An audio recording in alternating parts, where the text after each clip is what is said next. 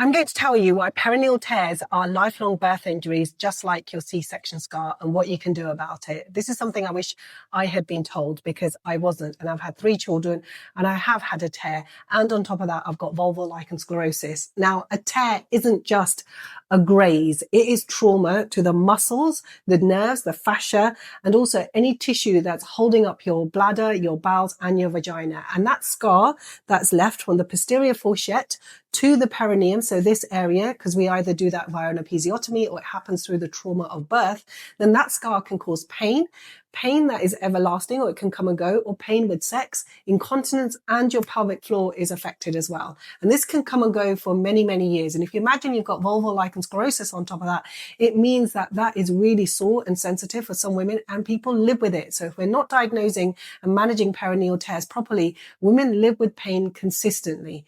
Now, some of you have had a vaginal birth and you will have a tear that's healed. And I see that all the time. But these women who have healed, I will see them in their perimenopausal years with atrophy-like symptoms, and they're actually tearing. So yet their scar comes apart because that fragile tissue never heals properly once you've had a tear injury from birth. And Black and Asian women are having more birth trauma at the moment. And we need to look into the statistics of this, but this is preventable. Perineal tears are preventable. So if you're planning a vaginal birth in the pregnancy, do perineum massages. I'll do a separate video on perineal massages. Learn your perineal positions as well. So upright position for giving birth, slow control pushing, warm compresses, hands-on service, and saying not to be told to like push rapidly at all, because that can help reduce tears as well.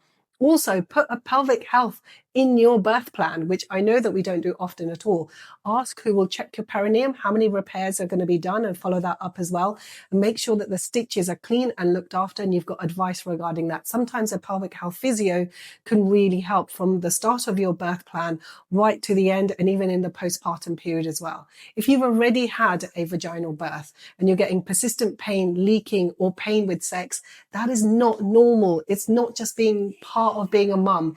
You deserve a proper review, a pelvic floor physio, and if needed, specialist input. Use vaginal moisturizers early. Be careful with ingredients such as glycerin, and think about asking low-dose topical vaginal estrogen. Think about doing pelvic floor exercises as well.